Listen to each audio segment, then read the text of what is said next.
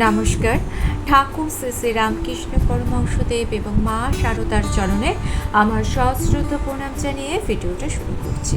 আপনি হয়তো ঘন্টার পর ঘন্টা ঠাকুর ঘরে বসে সুন্দর করে সাজিয়ে গুছিয়ে ধূপধুনো দিয়ে ঠাকুরের পুজো করছেন, জপ করছেন, অনেক উপোস করছেন, কিন্তু আপনার মনের কোনো গোপন ইচ্ছে অনেক দিন ধরে আপনি যেটা মনে পুষে রেখেছেন সেটা পূরণ হচ্ছে না। তাই আপনার মনের অন্তরের অন্তঃস্থলে একটা কথা হয়তো আপনি ভাবছেন যে এমন কোনো গোপন মন্ত্র কি আছে যেটার সাহায্যে আমি ঈশ্বরের কাছে পৌঁছতে পারি, যেটার সাহায্যে আমার মনের সব ইচ্ছা পূরণ হতে পারে, জগৎটা আমার মতো করে চলবে, আমার মনের মতো করে চলবে। সংসার থেকে রোগ ভোগ দূর হয়ে যাবে, অর্থকষ্ট দূর হয়ে যাবে, সমস্ত ব্যর্থতা দূর হয়ে যাবে, অর্থাৎ জীবনটা আমার নিজের মনের মতো হয়ে উঠবে। অনেক জায়গায় শুনছেন, অনেক ভিডিও দেখছেন যে এমন একটা গোপন মন্ত্র যেটা বললে যা চাওয়া যায় তাই পাওয়া যায়। আপনি হয়তো সেই গোপন মন্ত্রটা খুঁজে বেড়াচ্ছেন অনেক দিন ধরে। আজকের ভিডিওতে আপনাকে সেই গোপন মন্ত্রটার কথাই বলবো, যেটা আপনি জানলে আপনার মনের সমস্ত ইচ্ছা পূরণ হবে। এই একটি মন্ত্র জানলে আপনি কিন্তু আপনার জীবনের সব কাঙ্ক্ষিত জিনিস লাভ করতে পারবেন। কিন্তু এই মন্ত্রটা শুধু কানে শুনে নয়, এই মন্ত্রটাকে মনে ধারণ করতে হবে। আর ভিডিও শেষে আমি সেই গোপন মন্ত্রটাই বলবো, যেটা জানলে আপনার জীবনের সমস্ত চাওয়া পাওয়াগুলো পূর্ণ হবে। তাহলে ভিডিওটা পুরো দেখার অনুরোধ রইল। মা শারদা দেবী বলতে, মানুষ যা খোঁজে সেটা তার ভেতরেই আছে। তাহলে এই গোপন মন্ত্র কি বাইরে কোথাও লুকিয়ে আছে, না আমাদের ভেতরেই লুকিয়ে আছে? মা বলতে, নিজেকে জানাই সব থেকে বড় সাধনা। চলুন আমরা আজ একসাথে সেই অন্তর জগতে প্রবেশ করি। আপনি কি কখনো ভেবে দেখেছেন যে মন্ত্রটা আমরা জপ করি সেটা কি শুধুই শব্দ, না তার ভেতরে আছে কোনো অদৃশ্য শক্তি? মা বলছেন, নামেই আছে সব। একবার অন্তর দিয়ে নাম নিলে সব পাপ ধুয়ে মুছে যায়। তাহলে কি নামই সেই গোপন মন্ত্র? না, সেটা পুরোটা নয়। এই নাম জপের সঙ্গে যুক্ত আছে কিছু অদৃশ্য নিয়ম, যেগুলো না মানলে নাম জপ কিন্তু ঠিকঠাক ফল দেয় না। আজকে আমরা সেই নিয়মগুলো এক একে জানব। প্রথম নিয়ম, প্রেম। শ্রী শ্রী মা শারদা দেবী বলতে, যেখানে প্রেম আছে সেখানে ঈশ্বর আছে, যেখানে প্রেম নেই সেখানে ঈশ্বর থাকেন না। প্রেম ছাড়া জপ, ধ্যান, প্রার্থনা সব শুষ্ক। একবার ভাবুন তো, আপনি ঠাকুরের নাম জপ করছেন কিন্তু আপনার মন পড়ে আছে অন্যদিকে। তাহলে সেই নাম জপের ফল কি আপনি কখনো পেতে পারেন? না। আসল কথাটা হচ্ছে, যখন নামের সঙ্গে প্রেম জুড়ে যায় তখনই কিন্তু মন্ত্র জীবন্ত হয়ে ওঠে। দ্বিতীয় নিয়ম, বিশ্বাস এবং ধৈর্য।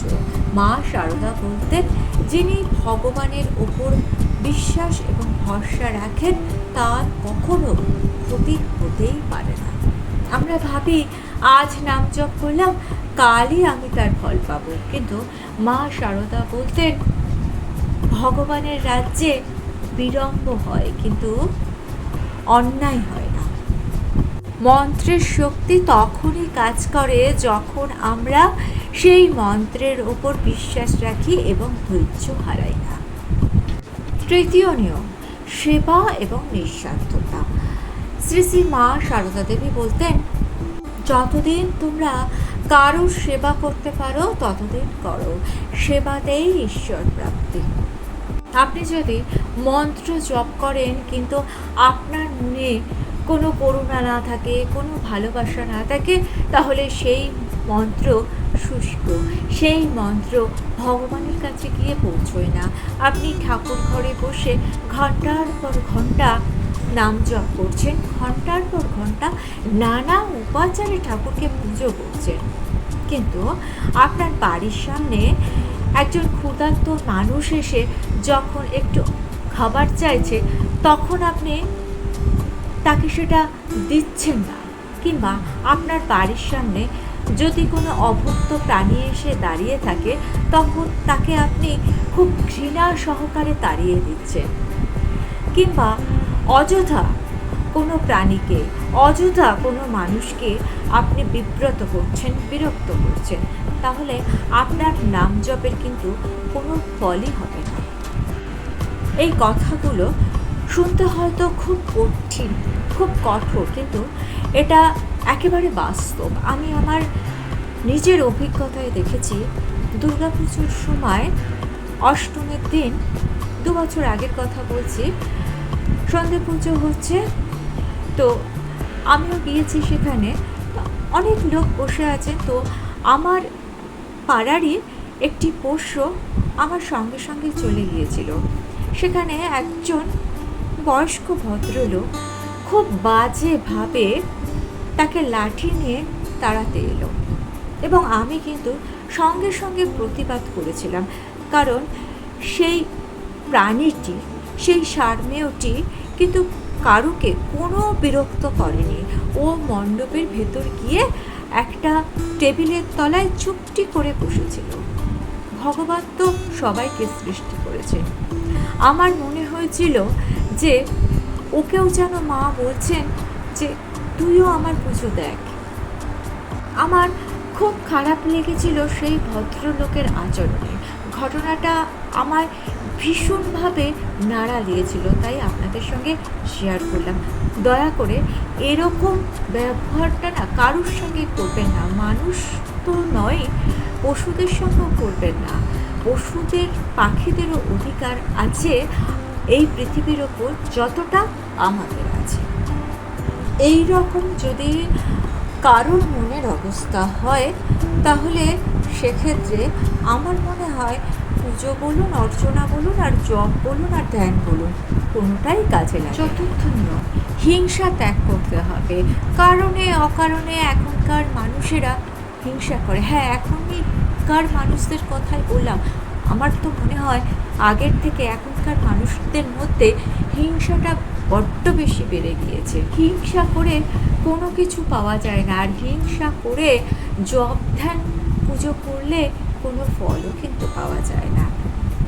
অন্যের ভালো হলে যদি আপনার মনটা ভালো হয়ে যায়, তাহলে কিন্তু আপনার মন্ত্র ঠাকুরের কাছে গিয়ে পৌঁছাবে, আপনিও আপনার মনস্কামনা পূর্ণ করতে পারবেন খুব শীঘ্রই। পঞ্চমত, মন নিয়ন্ত্রণ ও নীরবতা। মা বলতেন, মনই সব। মন যদি ভগবানের দিকে থাকে, সব পাওয়া যায়। তাই পঞ্চম মন্ত্র নীরবতা। মন যখন অশান্ত, তখন কোনো মন্ত্র, কোনো জপই কিন্তু কাজ করে না। তাই কয়েক মিনিট নীরবে বসে থাকুন। মন থেকে সমস্ত কিছু, অভিমান, চাওয়া পাওয়া, অভাব, অভিযোগ সব বার করে দিন। শুধুমাত্র ঈশ্বরের স্মরণ নিন। এই 2 মিনিট 3 মিনিট যদি আপনি এই রকমভাবে ঈশ্বরের সঙ্গে নিজের আত্মাকে যুক্ত করতে পারেন, তাহলে আপনার ইচ্ছেগুলো ঈশ্বরের কাছে গিয়ে পৌঁছবে এবং আপনার মনের ইচ্ছে পূরণ হবে। ষষ্ঠ নিয়ম, অর্পণ এবং আত্মসমর্পণ। শ্রী শ্রী মা সারদা দেবী বলতেন, সব কাজকে ভগবানের কাছে অর্পণ করো, তাহলেই মুক্তি। মা বলতে চেয়েছেন, কাজ করো, ফলের আশা ত্যাগ করো, পরিশ্রম করুন, কিন্তু ফলের আশা নিয়ে আপনি অযথা চিন্তা করবেন না। আপনি কাজটা করে যান, ঈশ্বরের প্রতি বিশ্বাস রাখুন, জানবেন সঠিক সময় সঠিক ফল তিনি আপনাকে ঠিক দেবেন। সময়ের আগে কোনো কিছুই কিন্তু হয় না, যতই আপনি চেষ্টা করুন। আর আপনাকে বিশ্বাস রেখে কাজটা করে যেতে হবে, পরিশ্রম কিন্তু করে যেতে হবে। কোনো কিছুই অলৌকিকভাবে ঘটে না, পরিশ্রম কিন্তু সবাইকে করতে হয়। এটাই কিন্তু সেই গোপন রহস্য, গোপন মন্ত্র, যেটা ম্যাক্সিমাম মানুষই জানেন না বা বোঝেন না। মানুষ অনেক আয়োজন করে, ঘটা করে, উৎসাহ নিয়ে পুজো অর্চনা শুরু করেন, তারপরে ভাবেন এত কিছু করছি, কিছুই হচ্ছে না। আপনি এসব যদি ভাবেন, আপনি কিন্তু ফল পাবেন না। চলুন ছোট্ট একটা গল্প বলি। এক গৃহিণী অনেক কাজ করতেন, কাজের মধ্যে তিনি সময় করে নাম জপ করতেন। তার সবসময় মনে হতো আমি সারাদিন কাজ করি, তো এরকম করে আমি কি ঈশ্বর লাভ করতে পারবো? একদিন মা সারদা দেবী তাকে স্বপ্নে বলেন, তুমি যে সংসারের কাজ করো সেটাই তোমার সাধনা। সেদিন থেকে তার মন শান্ত হয়ে গিয়েছিল। সংসারের কাজগুলোকে তিনি ঈশ্বরের কাজ ভেবে করতেন। আসলে কি বলুন তো, আপনার বাড়ির সদস্যরা অভুক্ত, আর আপনি পুজোর ঘরে বসে ঘন্টার পর ঘন্টা নানান রকম ফল মূল সন্দেশ মিষ্টি ইত্যাদি সাজিয়ে ঠাকুরকে নিবেদন করছেন, কিন্তু ঘরের মানুষগুলো খিদের জ্বালায় অস্থির হয়ে যাচ্ছে। সেক্ষেত্রে আপনি কিন্তু ভগবানের কৃপা পাবেন না। গীতায় শ্রীকৃষ্ণ বলছেন, আগে সংসারের মানুষদেরকে খাওয়াও। সংসারের মানুষেরা যদি অভুক্ত থাকে, তাহলে ভগবানও কিন্তু অভুক্ত থাকে। তাই আগে বাড়ির সদস্যদের খাওয়ানোর ব্যবস্থা করুন, তারপর আপনি জপ ধ্যান পুজোয় যতক্ষণ ইচ্ছা বসে থাকুন। তাহলে এখন নিশ্চয়ই আপনারা বুঝতে পারছেন যে গোপন মন্ত্রটা কোনো বিশেষ শব্দ নয়, গোপন মন্ত্র হচ্ছে ভালোবাসা। শ্রী শ্রী মা সারদা দেবী বলতেন, ভগবানকে যদি পেতে চাও তাহলে মনকে পবিত্র করো। আপনি যদি মনকে পবিত্র করতে পারেন, তাহলে আপনার প্রতিটি কাজই হয়ে উঠবে জপ, আপনার প্রতিদিনের কাজই হয়ে উঠবে আপনার প্রার্থনা। আমরা গোপন মন্ত্র খুঁজি বাইরে, কিন্তু মা বলছেন, যে মন দিয়ে তুমি ঈশ্বরকে স্মরণ করো সেই মনে তোমার গোপন মন্ত্র।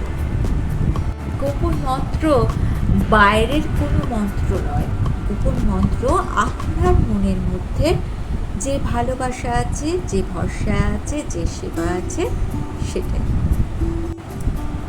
এই তিনটি হচ্ছে সেই গোপন মন্ত্র, যেটা জপ করলে আপনি পাবেন নিজেকে, আপনি নিজেকে বুঝতে পারবেন আর ভগবানকে। নিজেকে যে চিনতে না পারে সে কিন্তু ঈশ্বরের কাছেও পৌঁছতে পারে না। তাই যে যতই বলুন যে বিশেষ কোনো মন্ত্র জপ করলে আপনি জীবনে যা চাইবেন তা পাবেন, সেটা কিন্তু কোনো দিন সম্ভব নয়। কিন্তু মা এবং ঠাকুরের আদর্শগুলোকে নিয়ে যদি আপনি জীবনটাকে এগিয়ে নিয়ে যান, তাহলে কিন্তু আপনার মনের সমস্ত গোপন ইচ্ছা সেটা যদি কারোর ক্ষতি না করে, আপনি যদি নিজের সৎ পথে চলেন, আপনি যদি অন্যের প্রতি ঈর্ষাকাতর না হন, আপনি যদি মানুষকে ভালোবাসেন, আপনি যদি অসহায় মানুষের প্রতি, অসহায় প্রাণীর প্রতি দয়া বা করুণার অধিকারী হন, তাহলে আপনার পথে কোনো বাধাই কাঁটা হয়ে আসবে না। যদি মনে হয় এই ভিডিওটা থেকে আপনার মনে অনেক দ্বিধা দ্বন্দ্ব কেটে গেল, তাহলে ভিডিওটা সকলের মধ্যে শেয়ার করার অনুরোধ রইল। আর যদি ভিডিওটা ভালো লেগে থাকে একটা লাইক দেবেন, চ্যানেলটিকে সাবস্ক্রাইব করে নিয়ে পাশে থাকা বেল আইকনটা প্রেস করে দিয়ে অল অপশানটা ক্লিক করে দেবেন। তাহলে যখনই নতুন কোনো ভিডিও আপলোড করব তার নোটিফিকেশন আপনাদের কাছে পৌঁছে যাবে। ঠাকুর ও মায়ের চরণে প্রণাম জানিয়ে আজকে এই পর্যন্ত। Thanks for watching.